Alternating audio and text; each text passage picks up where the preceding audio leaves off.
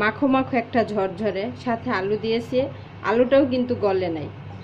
আসসালামু আলাইকুম, ফারহানা রান্নাঘরে আপনাদের সবাইকে ওয়েলকাম জানাচ্ছি। আজকে আমি আপনাদের পারফেক্ট প্রেসার কুকারে কিভাবে ভুনা খিচুড়ি রান্না করবেন সেই রেসিপিটি করে দেখাবো। চলুন কথা না বাড়িয়ে এবার মূল রান্নায় চলে যাই।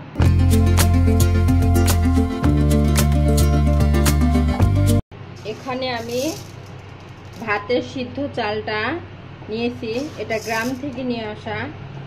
আর আজকে আমি মোটা চাল দিয়ে খিচুড়িটা রান্না করব। তা আপনাদের মেপে দেখাচ্ছি আমি চালের পরিমাণটা কতটুকু নেব। এটা হাতে বানানো চাল, 1 কাপ আর আধা কাপের একটু কম। আপনাদের কাছে এমন মেজারমেন্ট যদি না থাকে তো আপনারা অন্য মেজারমেন্ট কাপ দিয়েও মেপে নিতে পারেন। বা চালগুলো আমি ভালোভাবে ধুয়ে নেব, ধুয়ে 10 মিনিট রেখে দেব।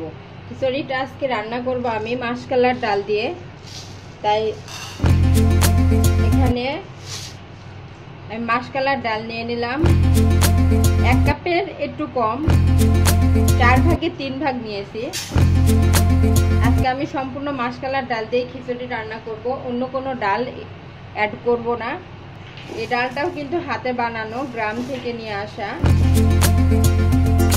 এবার সব চাল আর ডাল একসঙ্গে ধুয়ে 10 মিনিট রেখে দেব। চুলায় আমি প্রেসার কুকার বসিয়ে দিলাম। এবার আমি পরিমাণ মতো সরিষার তেল দিয়ে দেব। আজকের ভুনা খিচুড়িটা আমি সরিষার তেল দিয়ে রান্না করব। সরিষার তেল দিয়ে ভুনা খিচুড়ি রান্না করলে একটা অন্যরকম সরিষার তেলের ফ্লেভার আসে এবং খেতেও অনেক মজাদার হয়। তেল গরম হওয়া পর্যন্ত একটু অপেক্ষা করব। একটা তেজপাতা 2 টুকরো করে নিয়েছি, প্রথমে তেজপাতা দিয়ে দিলাম। 3টা এলাচ দিয়ে দিলাম। 6-7টা গোলমরিচ, 4টা লবঙ্গ,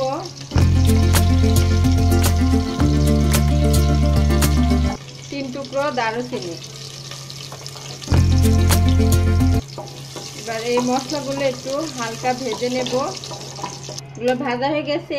এখানে আমি একটা মাঝারি সাইজের আলু এইভাবে কেটে নিয়েছি। আজকে আমি ভুনা খিচুড়িতে আলু দিব।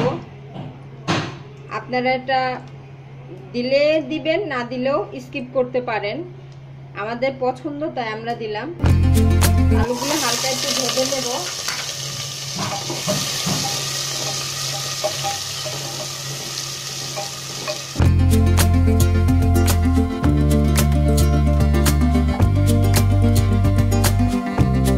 আলুগুলো হালকা ভাজা হয়ে গেছে।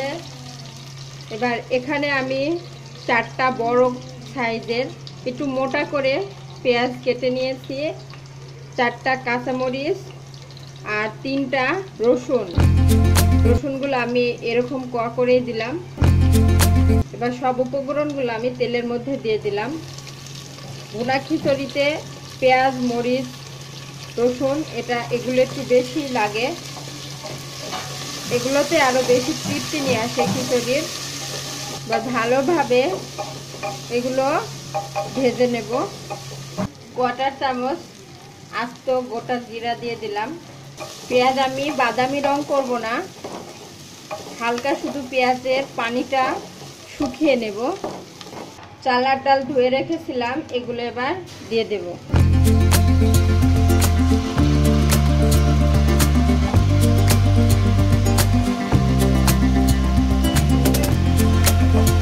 চাল ভালোভাবে এগুলোর সাথে মিশে নেব।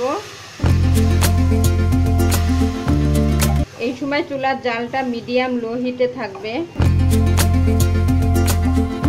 চালটা ভালোভাবে ভেজে নিব। চাল ডাল যত ভালোভাবে ভাজবেন খিচুড়িটা ততই ঝরঝরে হবে এবং খেতেও সুস্বাদু হবে। 1 চামচ হলুদ গুঁড়ো দিয়ে দিলাম, 1 চামচ ধনিয়ার গুঁড়ো, 1/4 চামচ জিরা গুঁড়ো, 1/4 চামচ আদা বাটা, এই সময় ঘন ঘন নাড়তে থাকবেন, না হলে লেগে যেতে পারে। ফ্রেশ চাল আর ফ্রেশ ডাল দিয়ে খিচুড়ি, তার উপর আবার সরিষার তেল, অসম্ভব মজা হবে আশা করা যায়। আপনারা এখানে চিকন নাদিরশাহের চাল বা মিনিকেট চালটাও ব্যবহার করতে পারেন। স্বাদ অনুযায়ী লবণ দিয়ে দিলাম। ঝাল এবং লবণটা আপনারা আপনাদের স্বাদ মতো দিয়ে নেবেন। চাল ডাল সুন্দর মতো ভাজা হয়ে গেছে। এবার আমি ফুটন্ত গরম পানি দিয়ে দেব পরিমাণ মতো। যারা নতুন রাঁধুনি তারা পানির মাপটা যদি না বুঝতে পারেন, তাহলে যে মেজারমেন্ট কাপ দিয়ে চাল মেপে দেবেন, 1 কাপ চাল দিলে 2 কাপ পানি দেবেন। এবার আমি প্রেসারের ঢাকনাটা দিয়ে দিলাম।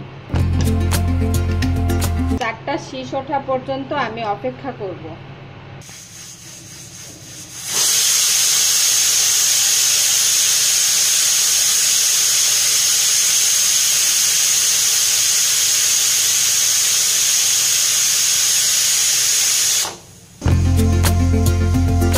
শীষ উঠে গেছে।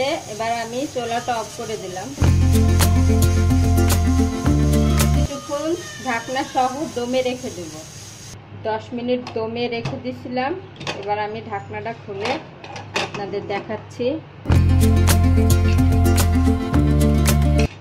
এত সুন্দর একটা ফ্লেভার আসছে সরিষার তেল সাথে মাসকলাইয়ের ডাল, অসম্ভব মজা। না খেলে আপনারা বুঝতে পারবেন না। এবং খিচুড়িটাও দেখেন কত সুন্দর ঝরঝরে এবং মাখো মাখো একটা ঝরঝরে, সাথে আলু দিয়েছে, আলুটাও কিন্তু গলে নাই।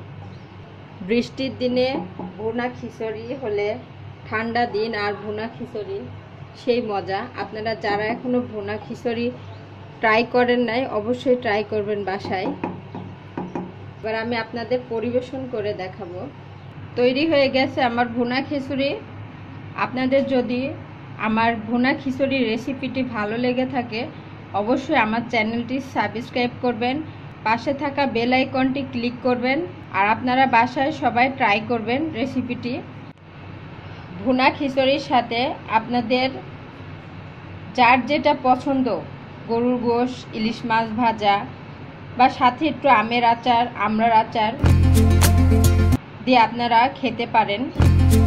আমার প্রিয় আমের আচার, আমড়ার আচার। এখানে আমি আমড়ার আচার নিয়েছি আর এখানে ঝুরি আমের আচার নিয়েছি। খিচুড়িটাতে আমের আচার এবং আমড়ার আচার আরও স্বাদ বাড়িয়ে দেবে। এটা আমার খুব পছন্দের একটি খাবার। আপনাদের ভালো লাগলে আপনারা ট্রাই করতে পারেন। আপনাদের জন্য আরও নতুন নতুন রেসিপি নিয়ে আসতে পারি। সে পর্যন্ত আপনারা ভালো থাকেন, সুস্থ থাকেন। আল্লাহ হাফেজ।